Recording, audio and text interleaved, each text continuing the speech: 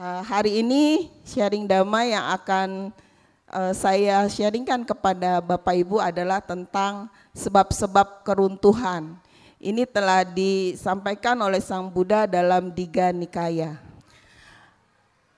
Apabila buah dari perbuatan buruk belum berbuah, belum dirasakan, orang bodoh akan merasa hidupnya baik-baik saja, hidupnya semanis madu. Tetapi apabila buah dari perbuatan buruk itu telah berbuah, telah dia rasakan, maka dia merasa kehidupan ini sungguh menderita. Jadi seringkali kita melihat, kok aku sudah berbuat baik, sudah berdana, sudah menghormat orang-orang yang lebih tua dari aku, menghormat orang-orang yang patut dihormat, sudah menolong orang lain, tapi kehidupanku kok masih begini-gini saja. Sedangkan mungkin tetangga kita yang suka melakukan perbuatan-perbuatan yang kurang baik, misalnya bergosip, berbohong, mencuri dan lain-lain, kok hidupnya enak ya, kelihatannya bahagia. Nah, itulah yang dikatakan oleh Sang Buddha, orang bodoh akan merasa bahwa hidupnya baik, hidupnya semanis madu kalau perbuatan buruknya belum berbuah. Jadi seringkali kita mendengar di media sosial, ya, kalau saya sering dengar di WhatsApp teman-teman kirim, terus semangat berbuat baik, terus lakukan berbuat baik. Walaupun mungkin di sekitar kita tidak memberikan penghargaan kepada kita yang sudah berbuat baik, tapi terus lanjutkan berbuat baik. Inilah yang dimaksud oleh Sang Buddha, orang bodoh itu belum merasa menderita kalau perbuatan buruknya belum berbuah. Jadi kita yang sudah mengerti hal ini tetaplah terus berbuat baik walaupun buah dari perbuatan baik kita belum berbuah, seperti itu ya. Dalam hidup ini kita harus hati-hati menjalani kehidupan. Karena ada dua pilihan, mau menjadi baik atau mau menjadi buruk. Menjadi baik memang tidak semudah yang kita bayangkan. Kadang perbuatan baik yang sudah kita lakukan itu juga belum bisa diterima oleh orang lain. Mungkin juga malah dicela oleh orang lain. So baik gitu misalnya ya. Baik sama bodoh beda-beda tipis. Kamu tuh bodoh sebenarnya bukan baik. Nah, kadang suka ada orang yang menilai seperti itu ya. Jadi baik atau buruk tergantung pada diri kita sendiri. Sebab-sebab keruntuhan yang dimaksud di sini adalah kehidupan kita yang akan terperosok. Bukan hanya dari segi kehidupan tapi juga kelahiran kembali. Kita akan terperosok ke alam menderita. Sekarang kan kita berada di alam manusia. Sungguh sulit dilahirkan menjadi manusia. Sekarang kita beruntung lahir sebagai manusia. Kita berharap pada kehidupan yang selanjutnya kita lahir di alam yang lebih baik. Sebab-sebab keruntuhan yang akan kita bicarakan hari ini adalah berkaitan juga dengan sebab kita nanti lahir di alam yang tidak baik, terperosok ke dalam alam yang tidak baik, alam menderita. Sebab yang pertama adalah suka bermabuk-mabukan. Nah, apabila seseorang suka bermabuk-mabukan, maka dia akan runtuh. Ya. Bermabuk-mabukan di sini bisa juga obat-obatan, narkoba, obat-obat terlarang, ya, minuman keras dan lain sebagainya. Orang yang sering minum minuman keras itu biasanya lengah, kesadarannya tidak maksimal, lemah kesadarannya, ya. Biasanya sebelum seseorang mabuk-mabukan dimulai dari coba-coba. Kalau di pernikahan, pesta pernikahan kan suka ada tuh ya, tuang wine gitu ya. Mau coba. Ada beberapa orang yang coba, enak. Terus lagi jalan-jalan ke mall, wah ada nih. Kemarin enak, mau coba lagi. Nah biasanya memang berawal dari yang coba-coba, lama-kelamaan menjadi kecanduan. Misalnya sedang ada pesta di rumah, pesta pernikahan, pesta ulang tahun, beli minuman keras. Ya. Atau ada anaknya yang kerja di pabrik minuman keras, boleh bawa pulang tuh gratis. Nah, biasanya jadi coba-coba lama-kelamaan menjadi kecanduan. Nah itulah yang biasanya dimulai dari hal-hal yang kecil, dari hal-hal yang sedikit. Orang yang sering mabuk-mabukan ini juga mudah sekali terprovokasi. Jadi kalau diajak oleh temannya apa, mau. Karena apa? Karena kesadarannya lemah. Itu sebabnya sering terprovokasi oleh orang lain. Yuk kita labrak yuk si itu tuh. Dia ngomong gak benar, ikut gitu ya. Tidak berpikir panjang karena kesadarannya lemah. Dan juga suka menimbulkan pertengkaran. Ada yang ngomong, itu mah bukan mabok itu. Masa berantem kayak gitu sih? Biasanya orang mabuk itu pusing tidur. Nah, ada yang seperti itu, suka membuat kegaduhan atau keributan. Dan biasanya orang mabuk juga tidak tahu malu. Dia akan membongkar rahasianya sendiri. Dia juga berani membongkar rahasia orang lain. Kejelekan orang lain, keburukan orang lain dibongkar. Kejelekan istrinya sendiri dibongkar, diceritakan. Kejelekan saudaranya juga seperti itu. Nah biasanya orang yang mabuk seperti itu. Dan bila dia menjadi saksi di pengadilan, kata-katanya tidak akan dipercaya. Kalau dia jadi tersangka juga ya, kata-katanya tidak akan dipercaya seperti itu. Mabuk-mabukan ini juga membahayakan diri sendiri dan orang lain. Orang yang suka mabuk-mabukan ini melanggar sila dari Pancasila, sila yang kelima. Akibatnya kalau lahir kembali dia akan cacat mental. Ya. Pada saat mabuk dia melakukan hal-hal yang tidak baik, ya dia akan lahir di alam neraka. Jadi Bapak Ibu, jika kita sudah mulai ada keinginan minum minuman keras walaupun sedikit, ingat, jangan, takutnya keterusan. Ya, bila ada keluarga kita, tetangga kita, saudara kita, boleh juga kita beritahu dengan baik-baik supaya tidak seterusnya seperti itu. Sebab keruntuhan yang kedua adalah suka keluar pada saat yang tidak tepat, keluyuran, ya, keluar tanpa tujuan, jalan-jalan aja gitu ya. Apalagi pada malam hari. Nah ini, keluar pada saat yang tidak tepat. Jika dia keluar pada malam hari itu membahayakan dirinya sendiri. Bisa aja di malam hari ada orang mabok mengendarai mobil terus dia ketabrak, bisa aja kan. Atau bisa saja dia dituduh, ada kemalingan misalnya. Bisa saja dia dituduh, semalam saya lihat tuh. Ibu itu keluar, nah seperti itu ya. Jadi menjadi tuduhan, dituduh oleh orang lain, dicurigai oleh orang lain. Ini juga mengganggu lingkungan. Jika keluarnya enggak sendiri, beberapa orang, misalnya 3 orang, sambil jalan ketawa-ketawa, kan mengganggu lingkungan ya Bapak Ibu. Seperti itu, jadi keluar pada saat yang tidak sesuai. Kecuali bila ada anggota keluarga kita yang sakit, harus ke rumah sakit di malam-malam misalnya jam 12, jam 1, nah itu beda lagi.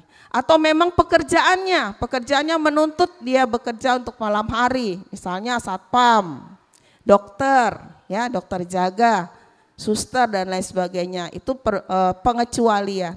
Tapi kalau kita keluar pada malam hari pada saat yang tidak tepat, itu menyebabkan keruntuhan. Itu adalah salah satu sebab dari keruntuhan.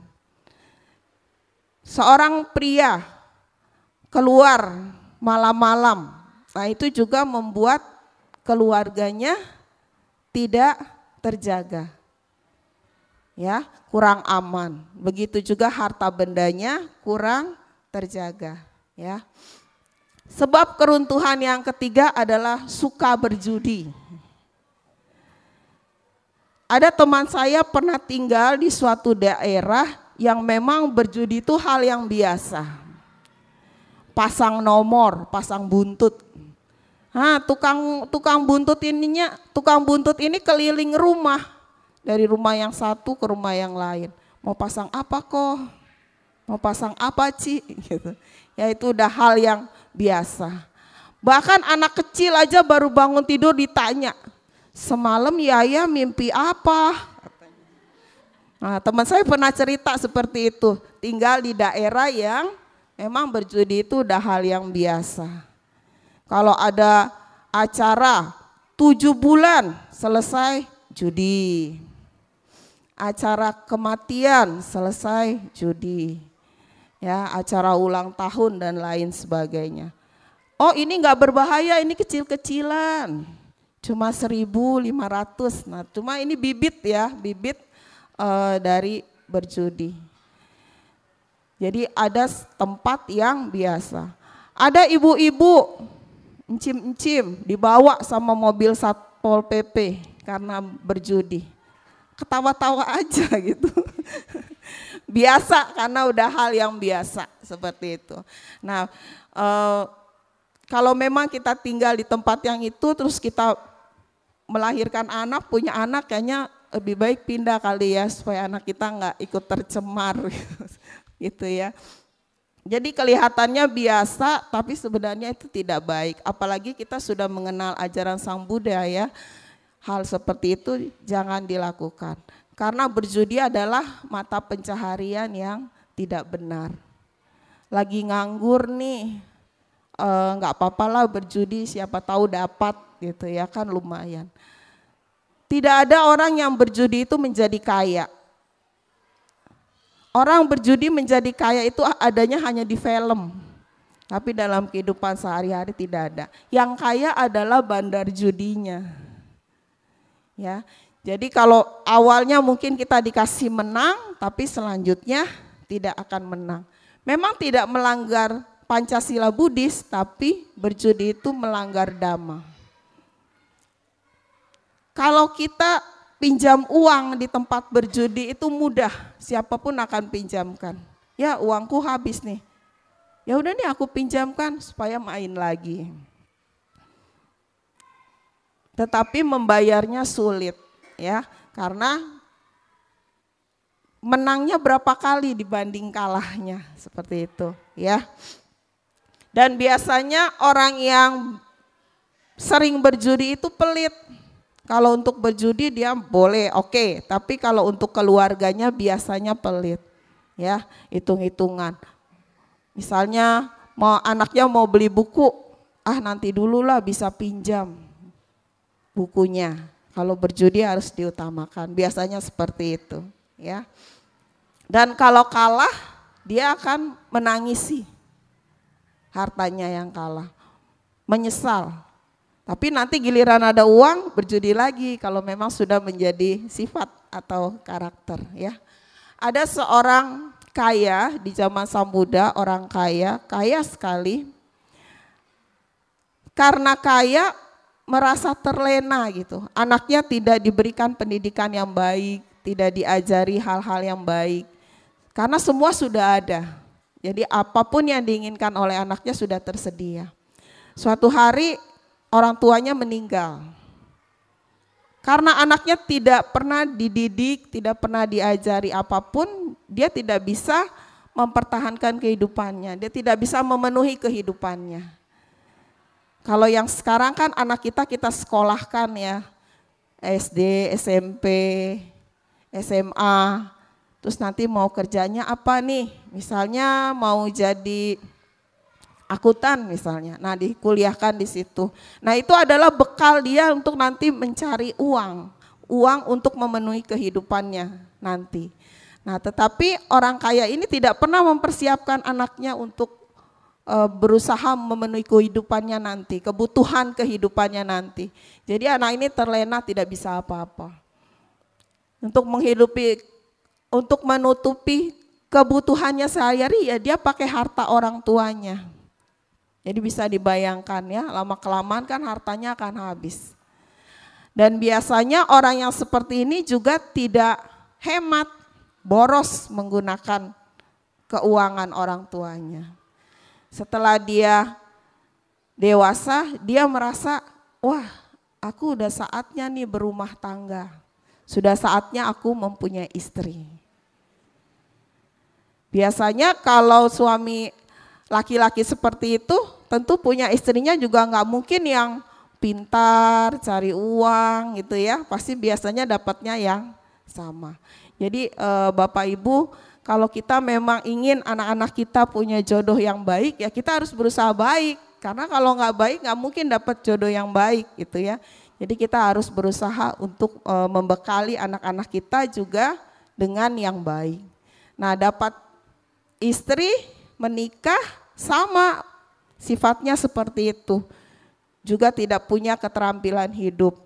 Kalau ibu-ibu di sini kan pandai semua membuat kue ya.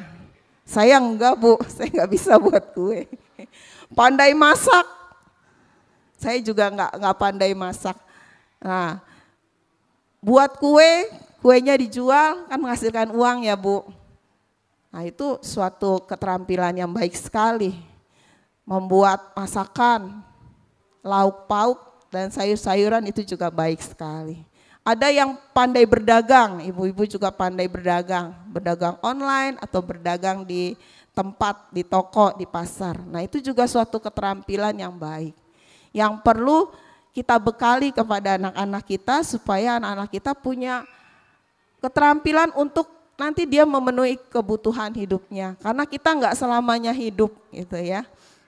Nah akhirnya suami istri ini yang sama-sama belum memiliki keterampilan ya hidup dengan harta orang tua. Lama-kelamaan habis, harta itu lama-kelamaan akan menjadi habis. Sampai akhirnya dia sulit untuk makan, memenuhi kebutuhan hidup makannya sulit.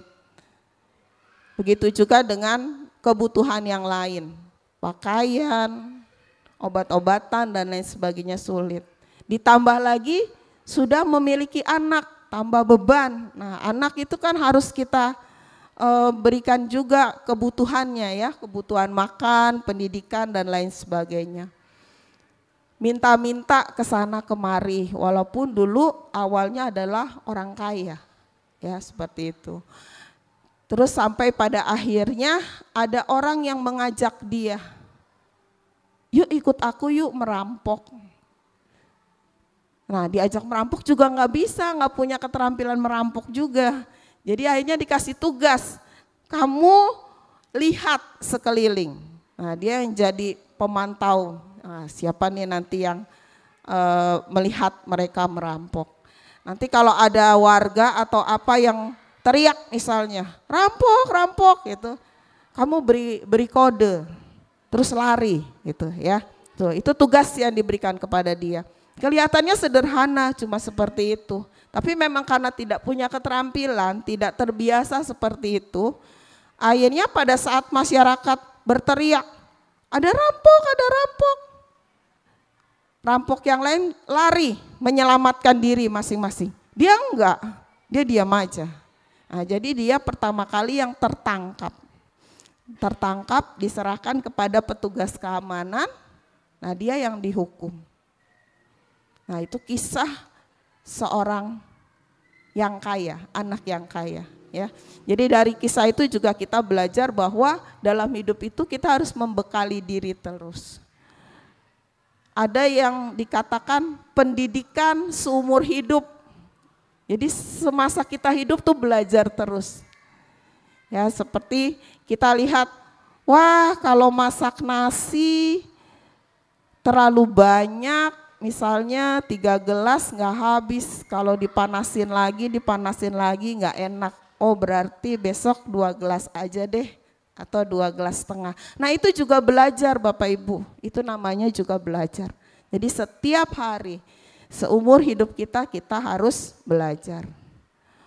Wah, kalau aku pulang dari tempat kerja tidak langsung membersihkan rumah misalnya, terus aku jadi malas, nggak mau ngerjain. Nah itu juga belajar, namanya belajar dari hal-hal yang kita lihat, oh ini kayaknya nggak baik nih, saya harus seperti ini. Oh ini nggak baik nih, ini harus seperti ini. Itu namanya juga belajar. Itu yang disebut dengan belajar seumur hidup. Kalau hari Minggu aku nggak ke rumah mertua, mertuaku cemberut aja nih. Nah kalau udah cemberut, lari nih ke sakit kepala, sakit perut. Nah itu namanya psikosomatis ya, sakit karena itu seperti itu. Nah jadi ya udahlah supaya dia nggak sakit, aku hari Minggu datang ke rumah mertua. Sebentar aja nggak apa-apa, ngobrol sebentar misalnya. Nah itu juga belajar dari apa yang terjadi dalam kehidupan kita sehari-hari. Jangan cuek aja gitu ya, cuek, nggak tahu apa yang dipelajari. Dulu waktu mertua saya masih hidup, kami suka sembahyang yang kayak cengbeng gitu Romo. Nah udah kalau sembahyang cuma bantuin naro-naro aja di meja karena nggak ngerti. Taro. Terus mertua saya ngomong gini, nih ya mami ajarin ya Ti katanya. Pertama kali yang di depan itu kue-kue dulu. Ceritanya baru datang nih engkong emak makan kue sama minum. Terus baru nasi, setelah nasi sayur, lauk pauk, terakhir buah tuh, dia habis makan nasi buah gitu. Nah jadi setelah mertua saya meninggal saya ingat, oh urutannya begini. Kebetulan suami saya anak pertama, jadi meja abunya di rumah saya. Adik-adik ipar saya selalu taro-taro, nggak tahu nih nyusunnya gimana nih, banyak banget nyusunnya gitu ya. Jadi itu yang dikatakan dengan belajar.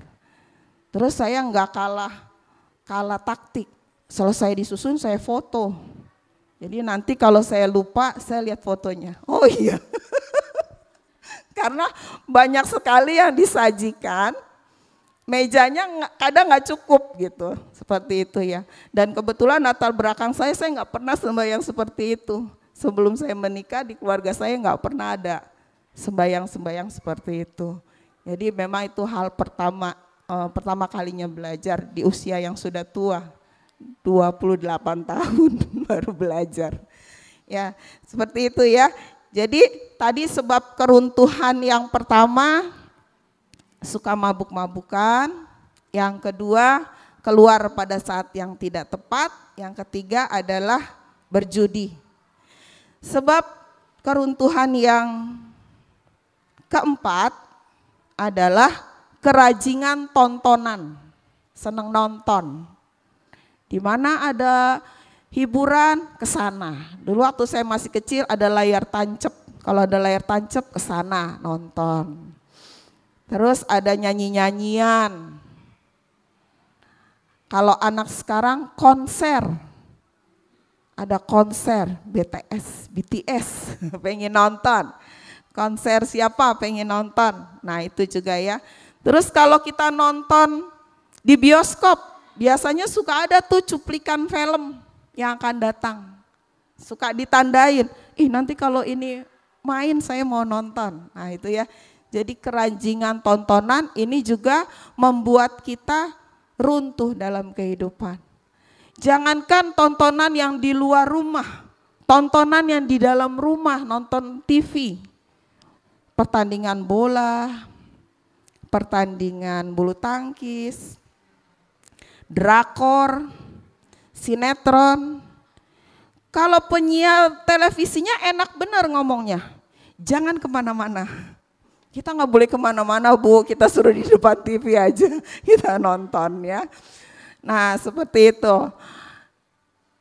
Kadang kalau kita nonton, seperti misalnya nonton pertandingan bola, pertandingan bulu tangkis, waktunya kan tidak sama tuh dengan Indonesia ya. Biasanya pertandingannya di luar negeri. Malam, subuh, jam 2 pagi mainnya. Akhirnya apa? Akhirnya waktu saat kita bekerja kita ngantuk. Terus membuat juga kondisi badan kita jadi kurang sehat karena apa? Karena kurang tidur. Nah itu ya, jadi ada hal-hal negatif, hal-hal yang kurang baik dari itu ya. Kita itu harus punya waktu ya kan, waktu untuk keluarga, waktu untuk masyarakat, dan waktu untuk diri kita sendiri. Istilah kerennya apa tuh? Me time. Waktu untuk diri kita sendiri. Ibu-ibu wihara sibuk, ada kegiatan ini, kegiatan itu, kegiatan ini, kegiatan itu. Tapi ingat, jangan dilupakan kita juga milik keluarga loh. Keluarga kita juga butuh kita loh. Tuh ya. Jadi lebih baik kita berbagi. Aku udah dapat tugas ini nih, tugas yang satu lagi biar yang lain yang mengerjakan. Jadi masih ada waktu untuk keluarga. Masih ada waktu untuk masyarakat. Untuk bertegur sapa dengan tetangga kita. Ya, jadi harus diatur waktunya. Terus perlu waktu untuk saya sendiri. Boleh kali sekali-sekali saya jalan-jalan tanpa direpotkan oleh anak, misalnya anak yang kecil, nitip sebentar sama suami, nitip sebentar sama saudara misalnya. Tapi jangan lama-lama, jangan lupa waktu, sudah nitip, perginya lama, pulangnya nggak bawa apa-apa. Kasihan yang jaga anak kita ya. Nah, jadi seperti itu. Kita harus, kadang-kadang kita memang harus lihat ke atas. Di atas kita, wah dia hidupnya baik ya, untuk memotivasi kita, oh berarti aku harus lebih baik lagi, biar bisa seperti dia. Tapi kadang kita juga harus lihat ke bawah, ada loh di bawah saya yang hidupnya kurang dari saya, untuk menimbulkan rasa syukur, bersyukur. Saya bersyukur dengan hal ini. Sedang cuci baju, capek, bersyukur masih ada baju. Kalau nggak ada baju kan nggak nyuci baju, Bu. Masih ada air, listrik tidak mati, pam tidak mati, masih bisa mencuci. Masih ada sabun, kalau nggak punya sabun nggak mencuci. Bersyukur ya. Bersyukur itu membuat kita lebih damai. Walaupun kadang ada orang yang mengatakan, itu mah menghibur diri. Ya iya, perlulah kita menghibur diri. Orang lain belum menghibur kita ya, kita hibur aja diri kita sendiri. Ya, jadi kita melihat ke atas untuk memotivasi diri, kita melihat ke bawah untuk bersyukur, dan kita melihat diri kita sendiri, kemampuan kita sendiri. Aku orang yang sehat. Nah ini suatu hal yang patut disyukuri, dan dengan kesehatanku aku akan melakukan hal-hal yang baik. Bekerja dengan baik, mengurus keluarga dengan baik. Aku pandai membuat kue, kumanfaatkan buat kue ini. Bagi teman-teman, berjualan, dan lain sebagainya. Aku orang yang ramah, aku suka senyum. Terus dilakukan, karena orang yang senyum itu punya teman banyak. Kalau punya teman banyak, suatu saat kita mengalami kesulitan, banyak yang bantu kita. Kalau enggak punya teman, ya gimana? Ada satu perumahan, kakek-kakek kasih tahu ke tukang koran, supaya dia menyerahkan korannya ke tangan dia, jangan dilempar. Terus tukang korannya gini, kenapa seperti itu Om? Saya kan repot. Kalau dilempar saja kan nggak apa-apa. Saya bayar jasa kamu, pencet bel, panggil saya, kasih ke tangan saya bayar. Kenapa seperti itu Om? Karena saya sudah tua, saya tinggal sendiri. Saya khawatir kalau saya meninggal di dalam nggak ada yang tahu. Nanti kalau tidak ada yang tahu, mayat saya membusuk, akan membuat bau kemana-mana. Jadi seperti itu. Apakah Om baca ini koran? Tidak, saya tidak pernah baca koran.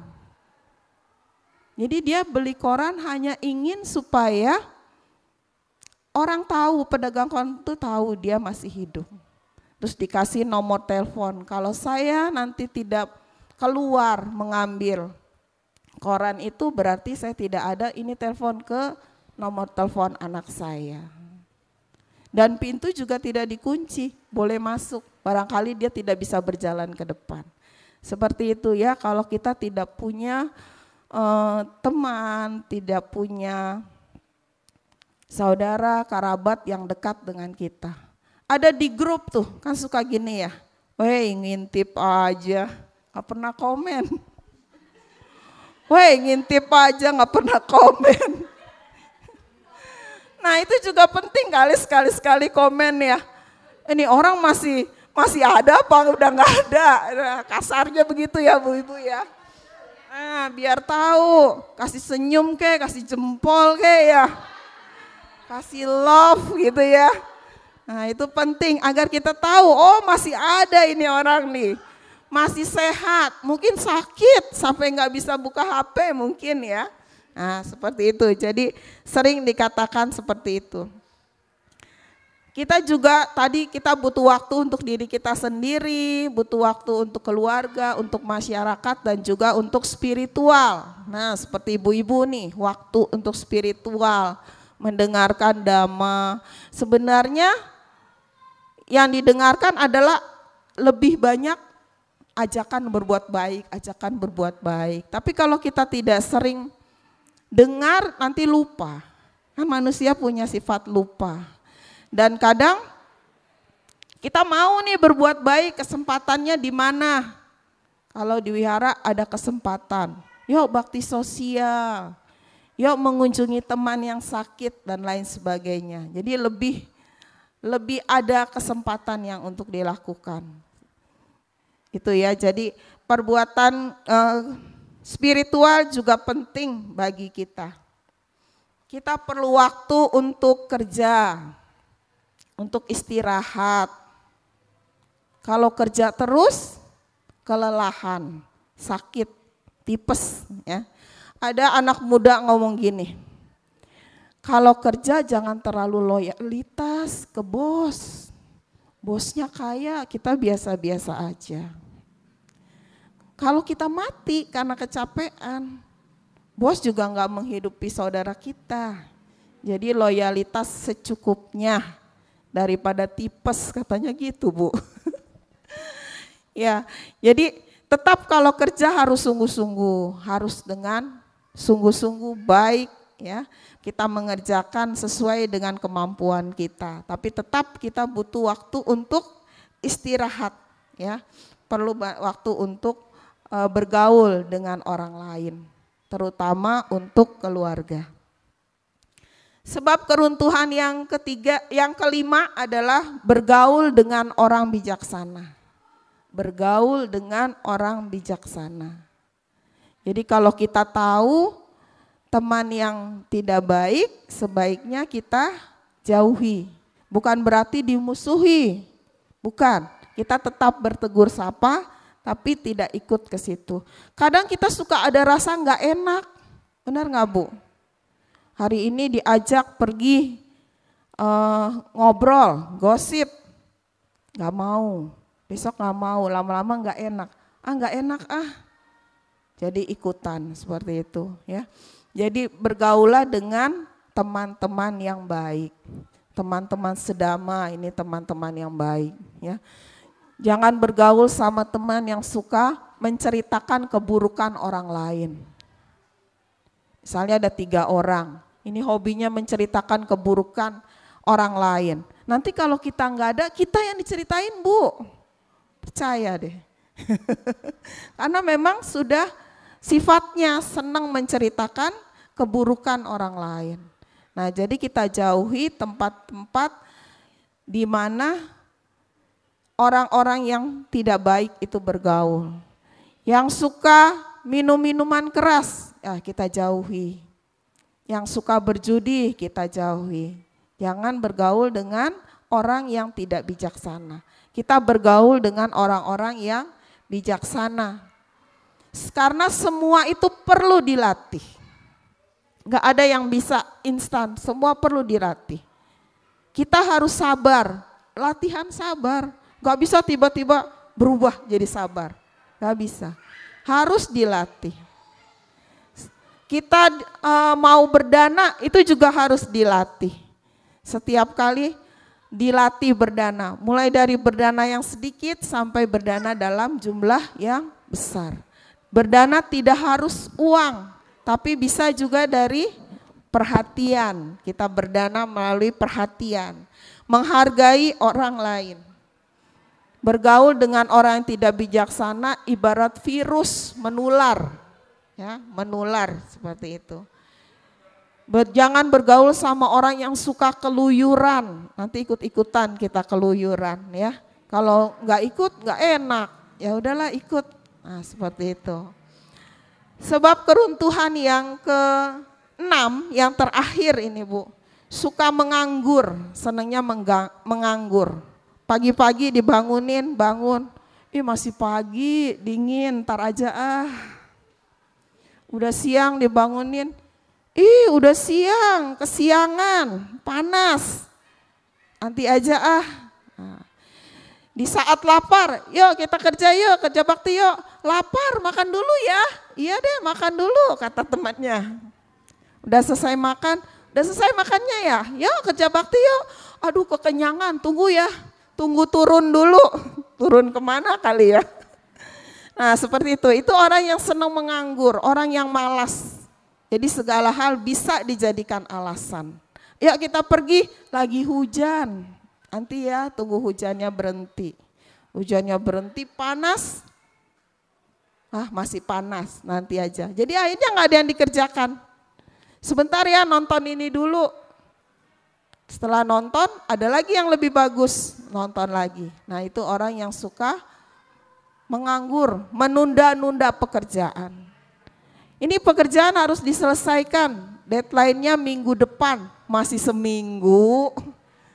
Nanti ajalah masih seminggu kok waktunya. Nah nanti udah 3 hari, masih 3 hari.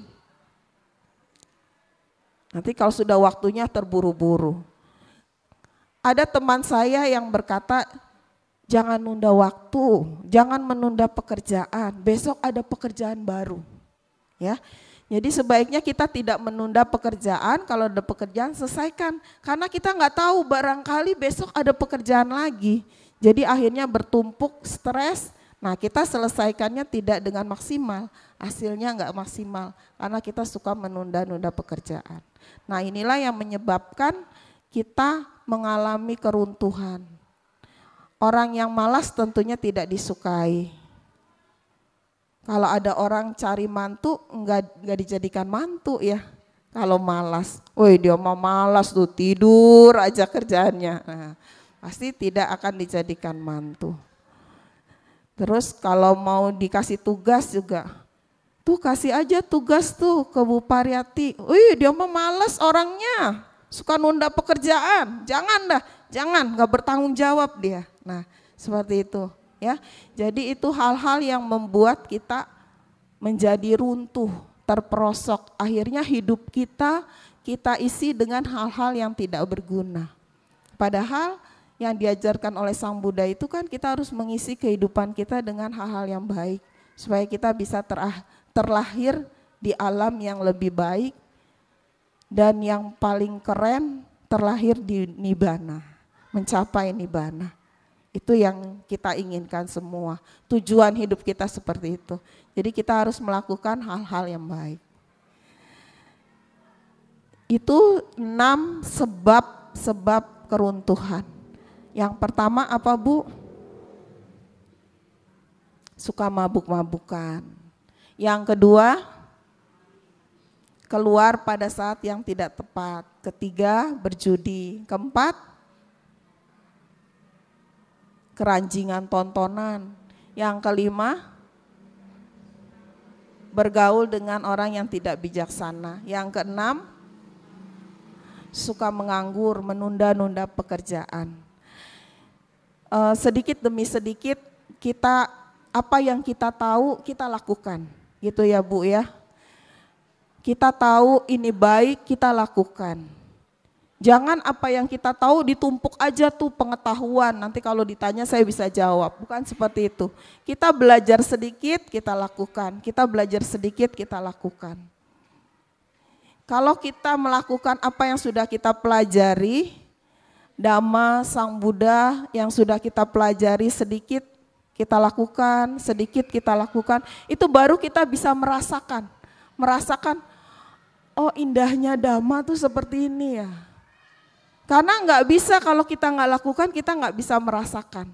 Seperti sendok sayur. Sendok sayur dimasukkan ke opor ayam, dia nggak merasa enak. Masukkan ke sop kambing, sendok sayur nggak merasa enak. Yang merasakan itu adalah lidah. Jadi apa yang sudah kita pelajari sedikit, praktekkan, lakukan. Yang kita sudah pelajari sedikit, kita lakukan. Itu baru kita merasakan, oh indahnya Dhamma.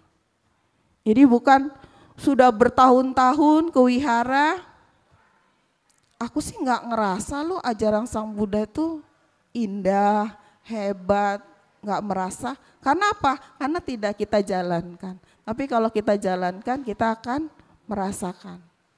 Semakin tua, semakin pengalaman tahu. Nih kayak gini hasilnya ini hasilnya ini ya. Jadi Bapak Ibu semangat terus berbuat baik, terus melaksanakan, mempraktekkan apa yang sudah didengar, yang sudah dipelajari. Itu saja dari saya. Terima kasih. Namo Buddhaya. Semoga semuaku bahagia. Semoga semuaku bahagia. Semoga semuaku bahagia. Semoga